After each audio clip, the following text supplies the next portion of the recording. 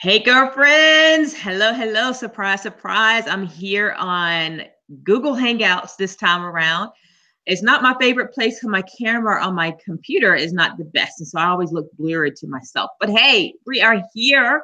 This is Angela Jordan Perry, Girlfriends' Guide to Homeschooling. I'm the host. And for all of you here on YouTube, you're going to be shocked to be like, wait a minute, what's going on? She is live on YouTube. So yes, this may be our good go-to. I don't know. We'll see how this goes. But today I have a special guest out of Maryland. Really excited. I love it. Yes. When we persevere, make it happen. We have persevered, and here we are. We are here live as can be. Yes, exactly. Finally. Finally, you girlfriend. So normally you see me without my glasses, but because I had to do all this close-up stuff, I put them on. So anywho, girlfriends, good to see you on. How are you doing? Good to see you all. Let me let you know what this platform is about. If you see us popping up in Facebook, here on YouTube, wherever you may have found us, surprisingly, let me let you know about this platform. So this platform, Girlfriends' Guide to Homeschooling, this provides an opportunity for the African homeschooling diaspora, and those are the marginalized homeschooling community, to share their voice, to say hashtag we homeschool too. And we're doing well, and our kids are thriving, and we have a village that we're building. So far, Girlfriends' Guide is reaching out and for girlfriends and guy friends all throughout the country. And now we're international in England and Italy. It's so exciting how we're growing. And you all keep sharing. But just a little bit about myself. I'm a homeschooling mom of 8 children. My husband and I have graduated 3. We have 5. We're still homeschooling. We make our homestead in the northwestern part of the state of South Carolina. So we are self-sustaining farmers. And that's what we do here. Homeschooling now for 18 years. And I have about, I think, 7 or 8 more years to go. And I'm thankful I can do this. I can do it. But I'm sure ready to retire. I ain't gonna lie to you. I ain't gonna even lie to you. But so my husband and I have 26 years. We celebrate 26 years next month, actually. And it's just been a great opportunity for to have this platform to provide for you. My purpose-driven life is to make a positive impact on thousands of homeschoolers worldwide. And I do that in part right here on Girlfriends' Guide to Homeschooling, and where I serve my homeschooling community here in the state of South Carolina, where I give families legal rights to homeschool. So that's me in a nutshell. But enough about me. This is what this is all about, Girlfriends' Guide to Homeschooling, and I'm glad to connect with you. But I have our special, beautiful guest out of Maryland. Yes, Maryland. Maryland's represented here. So, Tara, here's the magic question, the big question. Are you ready to make it happen? Yes, I am ready to make it happen. All right, let me read her bio to you guys. Tara Omotosho is an entrepreneur, speaker, homeschool mom, and a cheerleader of dreams who is committed to helping women stop allowing life to pass them by, but live out their purpose. As the Inspire into Action host, she draws upon her experience as a wife and mother of 4 boys, and most importantly, the word of God that says in Revelations 21:11, the first part, letter A. And they overcame him by the blood of the Lamb and by the word of their testimony, to give women the inspiration that, quote, if she is doing it, I can do it too. Now, you must know God is not a respecter of persons. He is a respecter of faith, Tara says. And what is faith? Faith is acting, capital letters ACT, acting on what you believe. Tara was born and raised in small town Ohio, but she always had big dreams of changing the world. So in 2000, she graduated from Xavier University with a bachelor's degree in social sciences with a minor in women and minority studies. Yes, she was on her way to becoming a social worker and changing the lives of families all over the world. Filled with enthusiasm, she moved to the District of Columbia to complete her master's degree in social work from the University of Maryland. Tara worked as a social worker for 10 years in the foster care and adoption unit, which is dear to my heart. And boy, did she change lives, including her own. So after being home with small children for 9 years, Tara's husband encouraged her to assist him in the family business. However, she felt like she had to know everything before she was able to take action. Her husband showed her that anyone can make money based on skills they already possess. Thank God for a great husband, Tara says. Tara applied this mantra in 2010 when her family created their third income stream and started a consulting and coaching business and helping people start their own businesses. Tara really enjoys working with clients by assisting them in reaching their goals and pursuing their dreams. So her quote, "I want women and young girls to know they have a voice and it needs to be heard," end quote. So Tara, I had just shared a little bit about you with the girlfriends. Please tell us more if there's more to be shared, and tell us how you actually got started in your homeschooling journey. Well, thank you for having me on this platform. I appreciate it. I really admire what you're doing out there. It would have been great had I found you when I first started in this homeschooling journey, but you know what? Every year is a start to the homeschool journey for me. I take it year by year.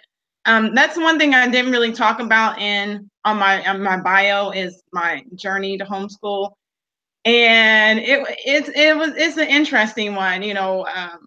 I never, some people know, they're like, oh, I'm going to homeschool my kids. But I wanted to stay home with my kids when we first got married. That was one of my things. I wanted to be available for them.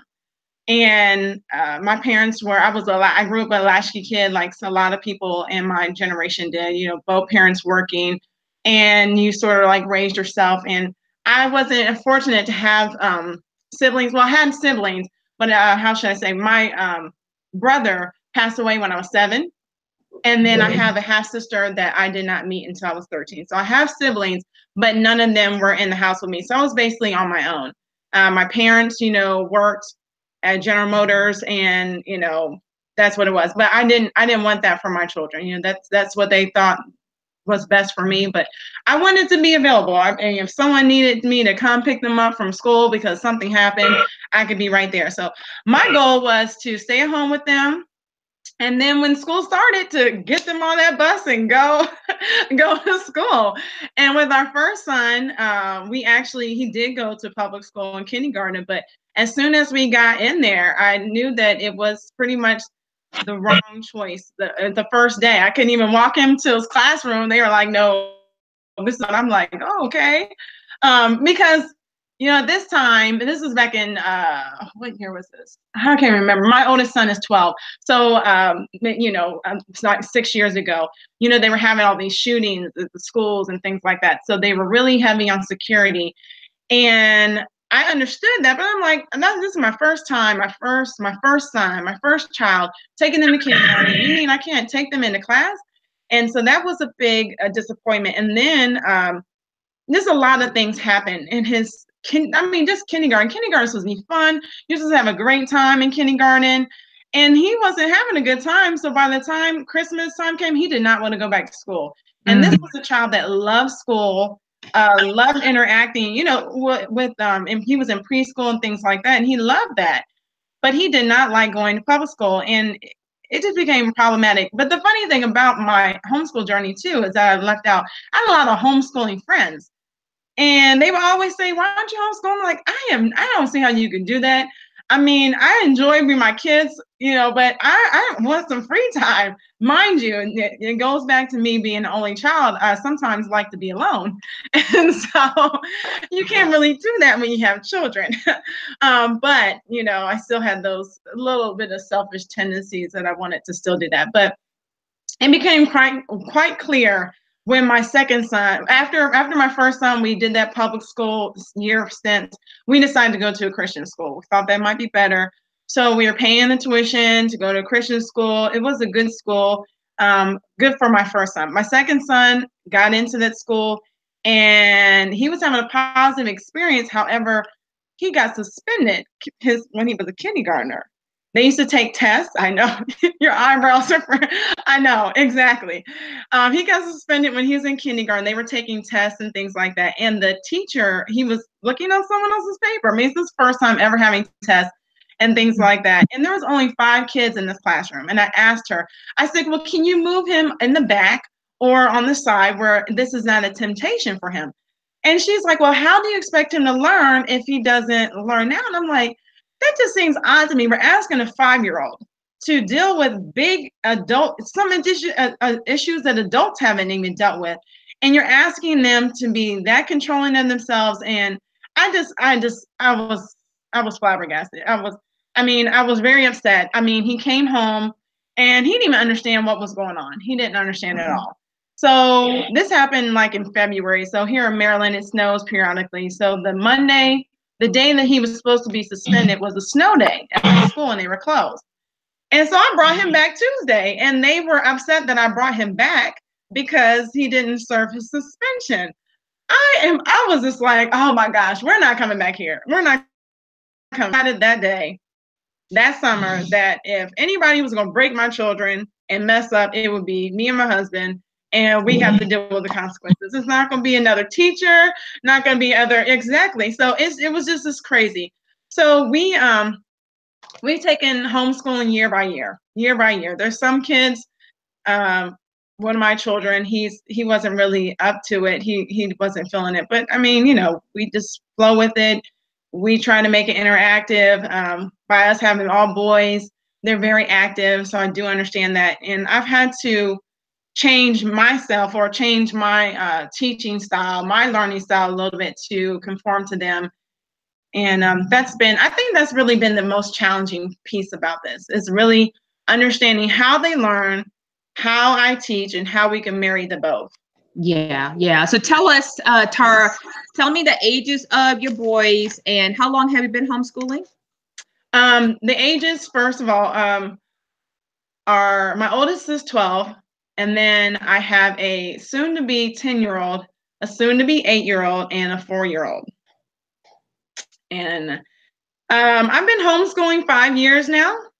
Okay. I'll be going into my 5th year. Yeah, 5th year homeschooling. The first year was definitely a struggle. Like I said, I had a lot of homeschooling friends that were homeschooling mom friends.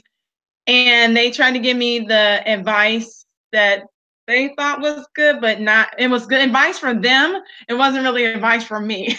Because now looking back, knowing the type of person I am, I would have chosen a different route. But every year, I always say, it's a new year, a fresh look. We can, wipe the slate clean and try something else and see how that works out. So that's what we do. So with that in mind, what has been, let me see, hold on. Mm-hmm. I got trying to see. We're trying this new thing out today. Oh, I'm sorry. Let me get myself together. All right. So with that in mind, what is your self-taught? What's your mantra that though you're homeschooling and you take it year by year and you're still feeling your way through it, what do you tell yourself that keeps you in the game? Oh, let me ask you this first. What's your why for homeschooling? What would be your why? Well, one of our whys, our family whys, is that we want our children to have experiences. A lot of times adults will come up to your children or, they may even ask you, what is your child going to do when they grow up? We don't do that. We don't ask them what they're going to do when they grow up. We think when you ask children what they're going to do when they grow up, that locks them into a field or a way of going. And we say, what do you want to experience? Like, what do you want to experience today? What do you want to learn? What do you want to open your mind to? You want to experience going to the museums in DC? Let's go. Let's see when, if we have to go get a ticket for one or whatever, let's go see if we can do that and have that experience, or different things like that. And also just, learning opportunities come up all throughout the day. And one of my biggest mantras is to breathe. Breathe. I breathe and I always pray, like, Lord, please help me not to yell at these children this morning. Because it could get frustrating, you know. And I have, well, all the children are very opinionated. However, there's one in particular that has very, very strong will, and it seems as though we butt heads, and maybe it's because we're alike in some ways, and we each want our own way. And he thinks that he knows more than his mother, and then you know, so that's a constant struggle sometimes during the day. So my prayer just every morning is like, you know, thank you for this new day. Help me to just breathe before I respond to these children. You know, show me what their needs are for that day, and so that you can assist me in meeting those needs. Whether, you know, sometimes I just have to stop and say, hey guys, let's hug. Like, let's just hug. Let's hug each other. Let's just stop what we're doing. Especially if it gets heightened, you know, not every day. Every day is not like that. But, you know, some days it's like, let's just stop and let's just hug each other. Give each other a hug. Like, let's renew this day. Let's go back through it. And let's get it done. So I'm always praying for, our pastor says this thing is really good. Because our response is our responsibility. So I'm always praying for the correct response to their responses. Because what I say, I'm seeing it now, and I didn't know. I wish someone had told me this, like, before I even had kids. Like, Tara, you're like, I really understood. Maybe they told me, but really having understanding, that's really key. Like, your response is your responsibility. And so if you respond in anger, they're going to remember that. And then when they respond back at a later date, maybe not at that point, they may be responding in anger or frustration. I shouldn't say anger or frustration. Most of it's just frustration. And so learning that might have helped me, you know, but every day, like I said, every day is a new day. That's one of my other mantras too. Okay, I like that too. And you know what? I'll be honest with you. I've had one, well, okay, our older 4 we birthed and our younger 4 we adopted, right? So our older son is 3 girls and a boy, and then the younger group is 3 boys and 1 girl. But my son, yeah. So my son, when he was in school, so different from my girls. My first one was like, okay, I want to learn, let's learn. And then the second one was my son, and he was like this live wire, like energy galore, nonstop, just on the go. Let me see if I can break my head against this wall type of kid. You know, did you tell me not to jump off the chair 20 times already? Okay, let me try one more time because I still didn't break my legs. Right. So he was that kid, you know, just always like that. And so I don't know if all of your 4 boys are to that degree of energy, boo, boo, boo, boo, boo. What is your demeanor with 4 boys in your house? Well, you know, I think because I don't have any girls in the house, I don't have that sense of like those things that come with girls, like the calmness, maybe some of the calmness, because, you know, not all girls are like that. But, you know, like, we've never really sat and like colored, my boys and I've never sat and colored and did any of those things. Now we sat and played with cars or things like that. I feel like I always have to come out of what girls do in order to like play with them or to do things with them. Oftentimes I don't like doing what they like to do, and they want me to play, and I'm like, God, I don't want to play. But I mean, I want, and that's why I'm here, so I can be engaged, right? That's what I said. So it's just, I mean, I guess really they sort of shape my personality now, where we're like, go, or let's try this. One time, in my mind, this played out so well, right? It was going to be so funny. And I told one of my sons to run. I said, run and jump off this ledge and like run to the car. And he was like, oh yeah, this is going to be great, right? And it was raining. I didn't take that in consideration. And so he ran and jumped and he fell down right into the mud. And I was like, oh, why did I was like, that wasn't really a responsible parent move. I was thinking like a boy. I was thinking like a boy. Try to think like a boy, yes. Right. I was thinking like a boy, and in my mind, it played out so well. Oh, he was going to jump, and it was going to like run to the car, and he's going to miss all these raindrops. This is going to be really cool, but it didn't really turn out. So then we were in a hurry to go. So here's this child who's got mud all over them. We had to come back in, change his clothes, and I just didn't think. And my husband's like, what were you thinking? I was like, I thought it was going to be so funny. I find myself sometimes thinking like them as far as when it comes to like fun and doing things like that. But I have to remind myself, like, okay, like, what are the consequences? What if he fell? Like, I didn't think that through, but we had a good time. He laughed about it. We were laughing, so it was all good. Yeah. But the reality, that's thinking like a boy. You don't think all the things through. You just like, let's do it. Boom. Yeah. Do it. So you were thinking like a boy. Absolutely. Yeah. But that wasn't good. I wasn't thinking like the adults. Right. The outcome just didn't come out like what you wanted to. Now, tell us one of these. This is my favorite question because it just humanizes us so much when we're homeschooling, and someone else who's considering homeschooling either see us or what have you, and they're not homeschooling. They just think, wow, they're homeschooled or whatever. But this is my favorite question. Tell us your worst day of homeschooling, Tara, to the degree that you really were done. You were about to pack this thing up, send them off to school somewhere, and just say, I quit. Can't do it. I'm over it. I'm moving on. But you didn't quit. And this is why, 5 years now, you're homeschooling these 4 boys. Take us to that day that almost just had you quitting. Well, there's been a lot of those days. And I mean, it happens. I think that's one of the things that we don't share with each other or share with people who are considering homeschooling, that there will be days. Not just one day, lots of days. One in particular I can think of, because it was just not recent, but like the last school year, was having a struggle with my lovey, my child that pushes me. That's what they really are. That's why I see strong-willed children as God's gift to you, to push you in the direction that you need to be. Not really, you think you're pushing them, and it's really a gift for you to get you where you need to be. And so we're going back and forth about reading. Reading has really been a struggle.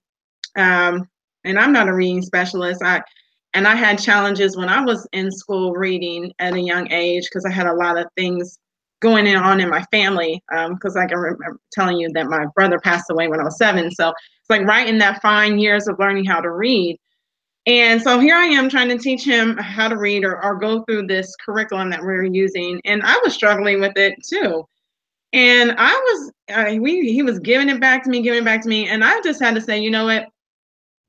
After I grabbed him, and I was like, what, in my mind, I was like, what am I doing here? So I let go, had to walk away, had to go upstairs. Like, guys, I got to go upstairs. So I went upstairs, called my husband. Well, first of all, I threatened him that we were going to go to school. Like, the school was right across the street. I said, I'm going to have to go. We're going to go get dressed, because we're going to go there, and I'm going to sign you up today. Because let a teacher, maybe you would be better set with the teacher telling you this information, because you don't believe that your mom knows what she's talking about. So let's go to a teacher. Let's go to someone who you think is more capable than I am to do this. So let's go. Let's get dressed. He's like, no. At first he was like, yes. And then he saw that I was getting ready, because I was like, let's get dressed. Let's go. When those children, you have to prove to them that I mean business. So I was like, okay, let's get dressed, because I was really serious. I don't know what it takes to enroll a child, but I would find out that day, and he would be enrolled in school. And so while he, quote unquote, called himself getting ready or whatever, I called my husband. I was like, I'm ready to take your son. When they're in trouble, they become your son. I'm ready to take your son to school. And he was like, Tara, what would that action be showing him? What would he, when he looks back, it's different if it's a conversation with the child, and you're like, and you both decide that maybe going to school is best for you. But when you're doing it out of anger or frustration, that's when it doesn't paint a good picture. It'd be different if we were having this conversation in summer, and so, maybe I think next year you might need to go to school. Here's the reasons why. Why don't you think you need to go to school? Or why do you think you need to go to school? We really plan this and hash this stuff out for the pros and cons. But this was like, oh no, I'm getting frustrated with you. Let's go. And so he talked to me about that, and I was like, you know what? You're right. And then we prayed about it. And then I was able to, after the conversation, hung up, get myself together, get my mind together, and went back and apologized to this child. And we're big on apologizing for, first of all, allowing myself to come out my character, for not having self-control, for lacking self-control, where I actually put my hands on him in frustration, not to discipline, but just because I was frustrated. I need you to understand, that doesn't work. So I apologize for that. And then I said, I apologize for threatening you to go to school. There are some kids that go to public school, and there's some families that's the choice that they choose, and it's fine for them and it works out well. We have just chosen to homeschool. And then I share with them the reason why we're homeschooling him, the reason why we are not choosing that route for us. And, he listened to me, and we had some dialogue back and forth, and gave her hugs and stuff. And it was better. I felt better. He felt better, and we were able to move forward. And so that was a good thing. But it was a bad day at first. It was going downhill fast. I think it was maybe like just 9 or 10 o'clock in the morning. All this stuff just happened. And this is before lunchtime. So we didn't even get a chance to get into everything. And my older two, they're pretty much self-sufficient. You give them something to do and they can do it. It was just this child that I have to work more one-on-one. What's the problem? Yeah. Gotcha. So contrastly to that being your worst day, what has been your most memorable day, Tara, where maybe just thinking about it, just warms your heart, brings you to tears, and you're like, this is why I do what I do. This right here. This is why we are here. Well, when we have fun and we're learning, and everything that gets crossed off my list happens, and everything that's on their list, they don't have, but mental list, the things that they want to do, it gets accomplished, or they just say something like, thank you for teaching me, mommy. They have at their tutorial that they were at last year, they would have to say to their teacher, thank you for teaching me, Mrs. whatever the teacher's name was. So they said, thank you for teaching me, mommy. That really makes me, that warms my heart. And it warms my heart when they recall things that we've learned that I didn't think they were paying attention to. You may be reading to them or listening to an audiobook or some type of material, and you're like, they're not getting this. This is like, and they like say, mommy, guess what? Or they'll tell their dad, what they learned. He's active. My husband's active in the homeschooling too, but most of the time he is upstairs or down here doing his work. So oftentimes they'll come to him later on in the day and they'll say, oh, Daddy, guess what we learned this way? And they'll explain to them exactly how we talked about it. And I'm like, wow, they really were listening. Like, they really like this. Or, different other times when they say, I really appreciate, the older ones will say, I really appreciate you homeschooling us, Mom. We realize you don't have to do it, that you're taking your time to do this. And they, when they are really, just say thank you. That's all that warms my heart. That's beautiful. And that is precious. That is precious when they can articulate out of their mouths, I'm grateful for what you're doing and taking up your time to pour into me. I mean, that's huge. That's huge. So, all right, well, girlfriends, listen, we are here with Tara Omotosho. Did I say that right? Omotosho. I said it backwards. Omotosho. Omotosho. Yes, Omotosho. We are with Tara Omotosho out of Maryland. Yes. Homeschooling mom of 4 boys. Bless her heart. 4 boys, lively boys. And so she got her hands full, all just with her 4, but she is hanging in there, getting it done. And she's here to share her journey, her successes, her challenges, and her nuggets of insight. So you all, this is the part of the show where I ask you to go ahead and share, a little different on YouTube. So anyway, just make sure you take a moment to share this with some other girlfriends, who are thinking about homeschooling or who are in homeschooling, and maybe they got 4 boys and they're like, okay, about to pull their hair out. Or they're homeschooling and just need some insights and some encouragement to stay on this journey. Okay. So again, I'm Angela Jordan Perry, the host of this show, Girlfriends' Guide to Homeschooling with Angela Jordan Perry. And we have our wonderful guests on here today. So we're going to go to the part of our show where we ask some questions just to pick your brain. You can give some quick answers, 1 or 2 sentence answers to these, Tara, as we go on, okay?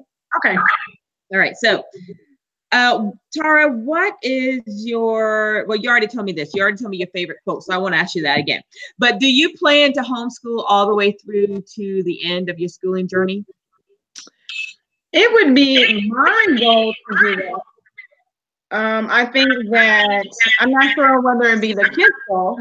I think there's a lot of, I think there's here in Maryland, I think there's a lot of opportunities that you can benefit from if you're homeschooling through high school. I always see, like, maybe one of my children, they want to be, you know, experience becoming or being involved in as a veterinarian. You know, as a homeschooler, they can literally go to some doctor and say, you know, can I intern here? Can I volunteer?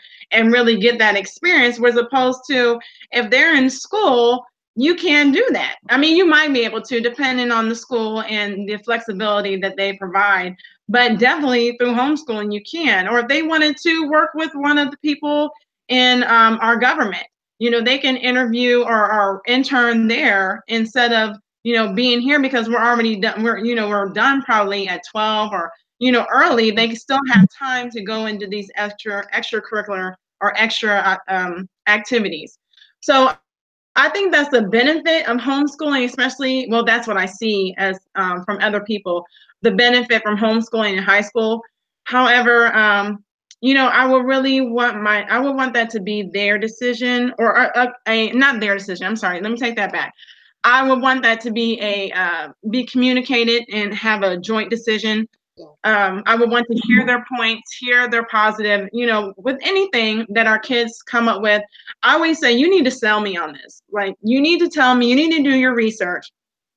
And you need to come back to me and tell me what are the benefits of this? What are the, you know, why do you think it would enhance your life? You know, especially right now, they're really into video games, and they want to become YouTubers and doing video games on YouTube and all these things they see all these other kids doing.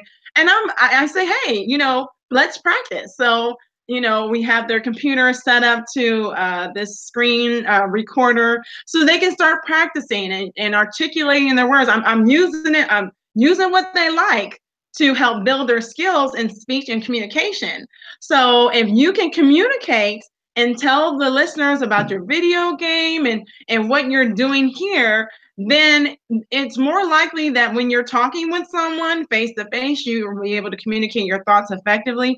You know, at first I was like, but I mean, God just gave me the insight to say, you know, let's just roll with this, because there's other things that they can learn or improve upon by doing this. So little things like that. But they had to come to me and they really explained to me why they wanted to do this, you know, what would be the benefits, you know, what are the things that they needed, you know, all those things. So like I said, and before, we take it year by year. My goal would be to go throughout high school, have them to go to community college and graduate, you know, with their diploma as well as their associate's degree at the same time.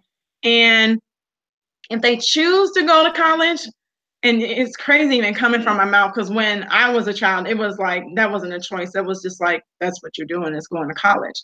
But now with the internet and the things that you're able to do, sometimes college, and sometimes just in general, for some kids, they need to take a year off. They need to really take a year off and really explore what it is that they want to experience in life, and make a decision on, you know, whether they'll be focused. I know a lot of my friends, they went to college, and, you know, and even myself, you know, I majored in something that I'm not even doing to this day. You know, I'm not doing social work. I'm not a social worker. I'm not, you know, performing within my license right now. But I thought that at that time I would be a social worker forever, you know, that I would be helping people, helping families. But that's not the case right now. I found something else I like to do. So helping people in a different way. Yes. Very good. I understand that. That makes a lot of sense. Tell us something that's unique to your homeschool that you all take ownership. This is what the Omotosho family does. What is that special? Omotosho family does. Keep saying it back. Our uniqueness is that we focus a lot on entrepreneurship and owning your own and not being consumers, but solving problems. So that's one uniqueness that we bring to the table. We're always talking to our kids about whether it's money or owning your own or creating your own business or using their minds to solve a problem out there in the atmosphere, you know, as far as out there with everyone. You know, what problem can you solve? What value can you bring to a situation? That's one of our main focuses, and that's another reason why we decided to homeschool, because not enough of that information is communicated to our children, especially children that look like us. You know, that you can own your own, you can do your own. You know, you have these kids here and there, pockets of kids, you know, like create lemonade or create this and create that, but there's not enough of us out here, you know, creating businesses, creating resources, where as opposed to, you know, back before separate but equal was in place, you know, we were striving as a community, or you know, using our own resources, using our own people to do other things. And now, you know, we don't necessarily rely on each other to work with each other, as opposed to, you know, based on skill set. Sometimes it's based on you had a bad experience with someone that looks like you, so you're not going to do business with someone that looks like you anymore. I'm going to go to someone that doesn't look like me because I think I have a better excuses. And then when they give you the same product, or maybe it's a little bit it's not as good, you give them a pass for whatever reason. But when someone that looks like you doesn't do what they say they're going to do, or they don't meet your expectation, you have a lot of comments to say. So, you know, I'm going on my rant. Sorry, let me break down. We focus on entrepreneurship here in the homeschool family, the Omotoshos. Gotcha. But I follow you, snap. I got you all the way around. So tell us, what is the best piece of advice you have received, Tara, while on this homeschooling journey? The best piece of advice that I have received is what I keep saying, is that every year is a new year. Don't get yourself locked into, like, okay, just because we've been doing it this way, we have to continue to keep doing it, always change, you know. So that is one of the best pieces of advice that I have received. And also to take time for myself. You know, you're always homeschooling, always servicing other people. You definitely have to be intentional about taking time for yourself. It has to be intentional, because there's so many times where situations come up and you'll just go with the flow. You know, husband needs you to do this. Oh, okay, I'll do that. You know, but I really want to do this. You know, or kids need you. Mommy, can I do this? Oh, let's just go. You know, let's do this. But I really hadn't planned to spend 25 minutes reading, or just 25 minutes, you know, by myself or doing whatever. And I'll take up their activity and go along with what they want to do, as opposed to taking that time for myself, whatever it is that I like to do. So those are the two pieces of advice that I would say are held true to this point. Gotcha. What is your favorite app or resource or online resource that you can recommend to the girlfriends? As far as homeschooling? Mm-hmm.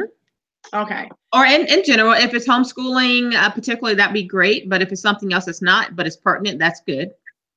Well, a couple things, like I was sharing with you, Angela, the LastPass. LastPass has been great for me. I guess it's like a Chrome extension and for your computer. So when you log in to different websites, it will ask you to keep your password, and you can take this program to anybody's computer. So I can literally come and visit you in South Carolina, you know, on your computer to my LastPass and be able to work or do whatever I need to do, and it will bring up my passwords for whatever it is that we're doing. So that's one. And also Mighty Text. Mighty Text is another good one that I like because it allows my text messages to come on my computer. And that's helpful in that, you know, there's sometimes I'm not constantly looking at my phone. It just pops up and I can answer, you know, whoever it is discreetly, you know, from my computer. So that's good. As far as homeschooling, right now what I really like is, what is it? Homeschool Buyers Co-op. That's not really an app or anything like that, but I like their platform. They have a lot of it's a market to sell things like packages of different curriculum and things like that. But right now in the summertime, I'm not getting paid for this, so I'm not affiliate or anything. It's really cool. In the summertime, they have all these resources for free. So you can try their Latin class out. You can try math tutor, you know, maybe all these different programs that you want to try out. They have like a coding class on there for your kids to try out, and it's all free for the whole summer long. And I really like that. So, and then also we use sometimes periodically is time for learning, and that helps in that we can focus on, I like their reading and their phonics. There are some apps that I wish I could use, but I don't have an iPhone. So that's really frustrating that some curriculums and companies only have apps on iPhones and Android, when it's odd that iPhone is the hardest app to get approved when Android is very easy. So it doesn't make any sense to me, but you know, that's the way their company wants to run. So, you know, I don't use their apps right now. Gotcha. Also, I try not to use a whole lot of apps on my phone for my kids because they're always asking me for my phone if they're on there. So, but then I also like Math Pro. It goes over math facts. Extra Math is a math facts a tool that we use. Things like that. I always like to use. I'm a big one on trials. So if anybody has a trial that they want, you know, people to try out and give feedback, I'm like, pick me. I will try out your program. We will try, because the kids love being on the computer and they'll try a lot of things and they'll give me their feedback, and then I share it with the person who developed the program, and it's been quite beneficial. One of them I shared, and they allowed us to use the program for a year because we gave them, you know, really good feedback that they were able to use and improve their system. So it was really cool. Excellent. Good deal. That's a good deal. Just tell me real quick, is Mighty Text, is that a .com or is that an app? It's an app. Okay. It's an app on your phone. Yeah, that's an app on your phone. Okay. All right. Well, very good. LastPass can be an app on your phone, but I don't use it on my phone. I use it on my computer. Okay. Okay. Gotcha. All right. Very good. All right. Well, Tara, here's the last question, the $1 million question. Are you ready? Yeah, I'm ready. Yes. All right. Well, Tara, if you had to start all over again to day one, but you have your current wisdom, knowledge, skills, insights, convictions, what would be the first thing you'd be sure to include this time around in your homeschooling journey, or something that you'd be sure to take away this you would not implement in this time around? Okay. Well, first of all, let me share who I am. I'm sort of like a person that follows the book. So like if you say A plus B equals C, I am A plus B equals C. I don't know if that's the type of person I am, or that's the person that the school system that I went through, you know, made me become, because I was a product of public school. So that's how I am. So knowing that, I would have not. The first year of my homeschooling, I took somebody's advice and said, hey, let's just unschool and let's just be creative and find out what it is that they want to do. Let's piecemeal from this website, things that you're going to do. I would not do that. Knowing who I am and knowing a little bit about my kids and what they needed, I would have enrolled in a tutorial. And here in Maryland, we have tutorials. And that means that they go to a tutor on 2 days of the week. The co-op hires tutors, and it's sort of like they're able to be with other kids their age in the different classrooms. So like a mini school, like college was in a way. You go to class 2 days out of the week, and then the professor would give you a syllabus to follow. So instead of the professor or the tutor giving a syllabus that the children can follow, they give it to the parents. So we're able to work with the things that they're working on at school, we're able to reiterate or introduce here at home as well. I would have done that my first year. I would have done that my first year because I really felt like I needed direct contact with someone that was assisting me. And I was not, and I'm just becoming that way now, just the creative type where, pre-plan ahead, a weekend ahead to say, this on this date, this is what we're going to be doing. I didn't have any of those things in place. That was just not me at that time. So I would definitely change that. I would have at least tried that for the first year to see how it goes, and sort of debrief the kids, because they were in school. The 2 older ones were in school, and there wasn't really any debriefing. It was just like, okay, one day we're just going to be homeschooling, and that's the case.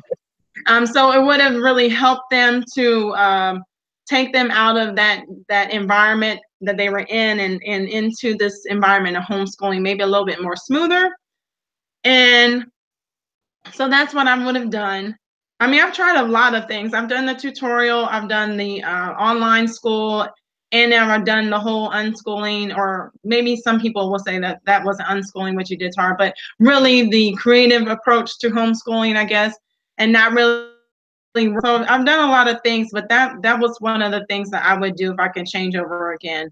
I think that, I don't know if I said this early on in my interview, but we're not doing that this upcoming year. But I think it would have been helpful to start out with that, to sort of transition the kids and myself to the life of homeschooling a little bit, make it more smoother, instead of just hit the floor and running and not really knowing where we're running, but we're running. We're running on this journey, and it's like, where are we going? I don't know, but we're going. Gotcha. Yeah. So beautiful. Well, girlfriends, listen. You are the average sum of the 5 people you hang out with. And this past hour, thank the Lord we did it. So this past hour, you've been hanging out with Tara Omotosho. Yes. I had to think about it. T before S. It took me 14 years, so goodness. To say it right, and sometimes I still don't say it right. So funny. Okay, that's funny. Okay, well, listen. You have been hanging out with Tara Omotosho for this past hour. So listen, keep up the momentum and can find other people who will bring a positive impact into your life. And, this is what you have received: some positivity, some insight, some encouragement, some wisdom and nuggets from this wonderful homeschooling mom out of Maryland who's committed to the course. As she journeys this along year after year, figuring it out. So you can see that, it's all types of looks to this homeschooling. And even at 18 years, I'm still figuring it out. But 5 years in, and she's committed to the course. So you all continue to connect with people who's going to bring that positive influence into your life. If you have some specific questions, I should have asked this earlier. If you have some specific questions for Tara, please, be sure to post them. And we'll go back and get answers to them if something she said really piqued your interest and you want to know more about that.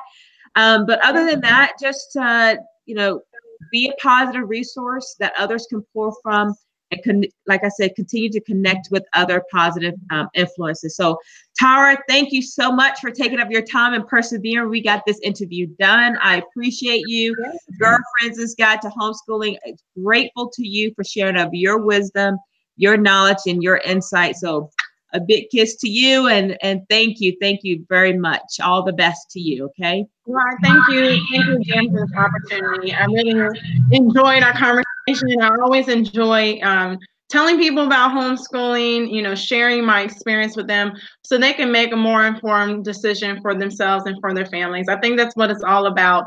And I welcome people ask me any questions they have concerning homeschooling or concerning business or how we do what we do. That those questions are very welcome. And so anytime, this was great. Thank you for the opportunity. You are so welcome. You're so welcome. So listen, girlfriends, as always, remember that to teach a child is to touch a life.